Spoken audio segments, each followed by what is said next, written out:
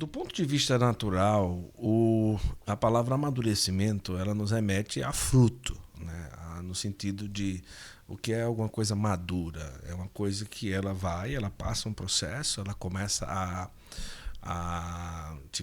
ela avança, não é? Ela é nutrida por uma seiva, ela vai indo, ela vai chegando a um momento até um ponto em que ela se torna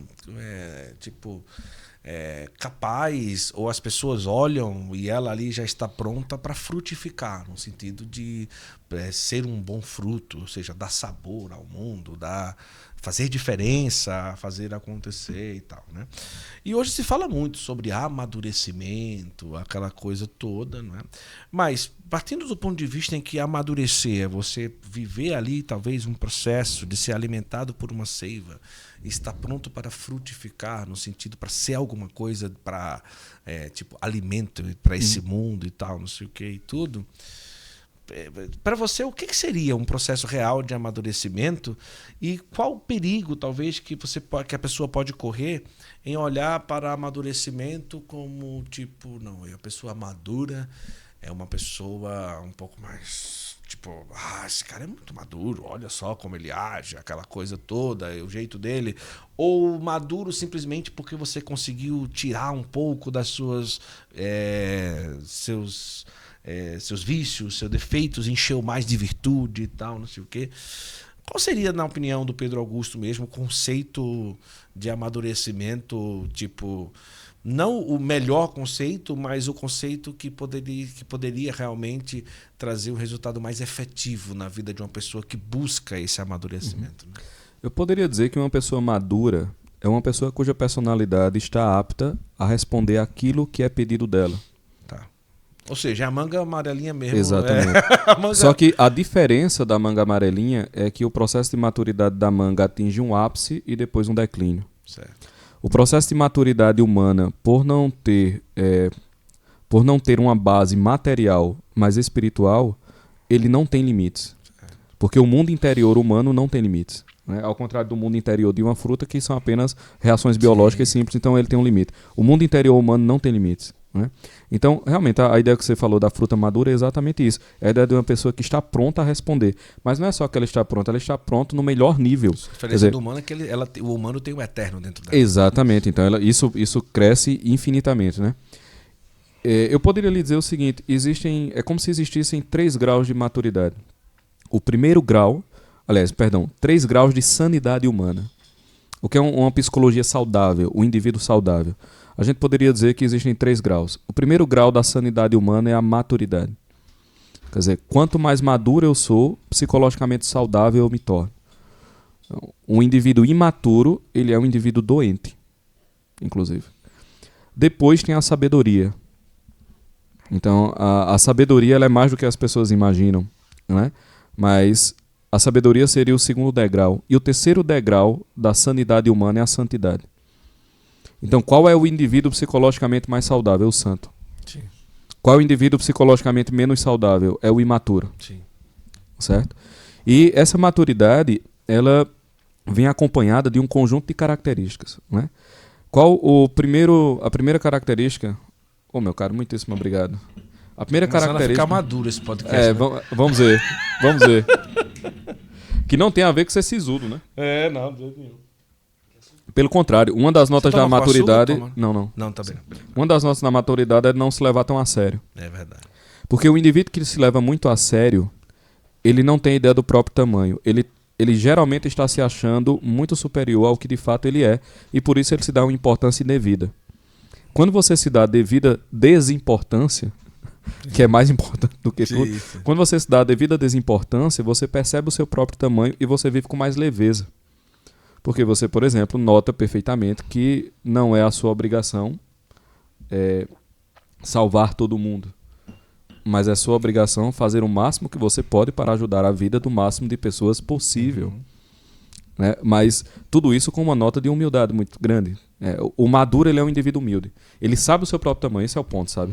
Acho que o primeiro grau de loucura humana é não saber o seu próprio tamanho. O primeiro grau de sanidade é você saber o seu próprio tamanho.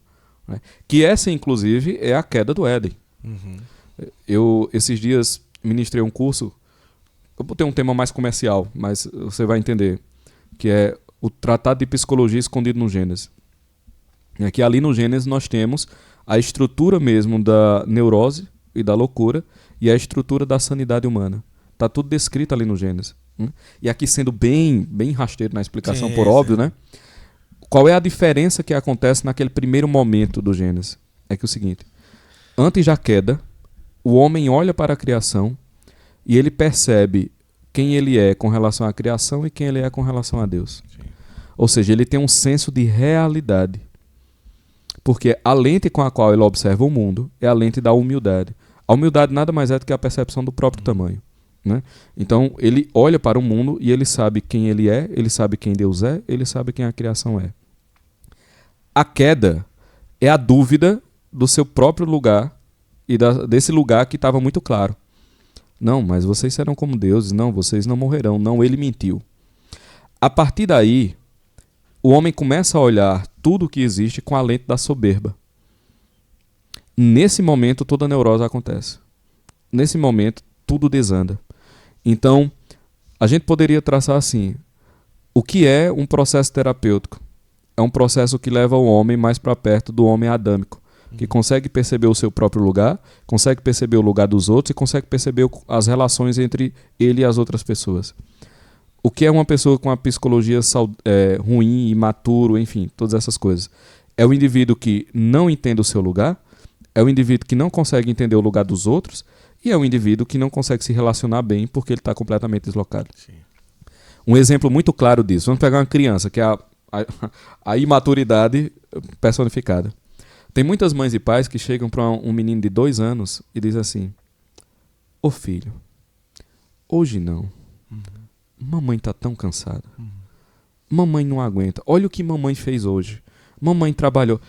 Me diga, o que é que aquela criança ela tá entendendo daquilo? Ela não tem sofisticação para entender que o outro tem necessidades. Sim. Ele não consegue perceber isso porque ele só consegue observar suas próprias necessidades. Então, a criança ela está tão centrada em si que naquele primeiro momento, por exemplo, dos 6 meses de vida, quando ela é separada da mãe ou coisa que o vale, ela entende quase como uma mutilação biológica. Ela está fusionada à mãe e ali ela é separada. A criança ela não consegue perceber as necessidades dos outros. E mais ainda, ela não consegue perceber que as necessidades dos outros são tão importantes quanto as dela.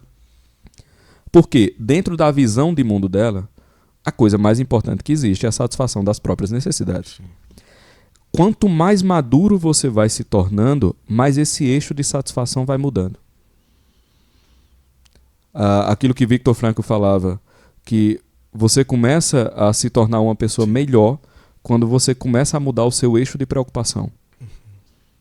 Quando o eixo de preocupação vai migrando de si para fora, você começa a ficar mais saudável e, portanto, mais capaz.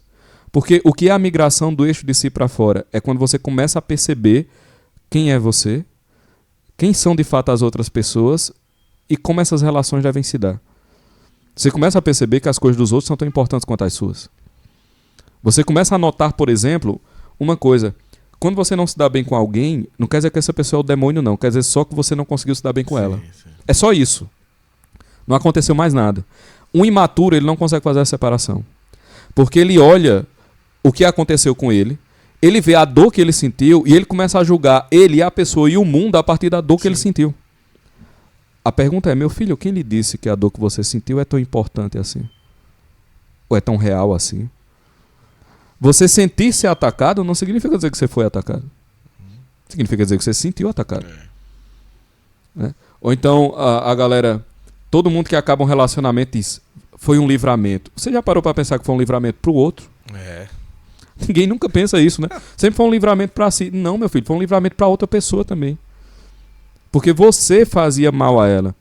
Não é porque você é pilantra necessariamente, não é porque ela é. É porque vocês dois se faziam mal. E tá tudo bem. E tá tudo bem, e tá tudo ok. Não tem problema, entendeu? Então, quando você vai mudando o seu eixo de preocupação de si mesmo para o que está fora de você, aí você começa a se tornar uma pessoa mais pronta, portanto mais madura. É como se você fosse ficando aquela manga mais amarelinha, entendeu? Sim. Só que é como se você não tivesse limite para ser a manga amarelinha. Você permanecesse uma manga amarelinha, cada vez mais amarelinha por 30, 40, 100 anos e a eternidade inteira. É basicamente isso.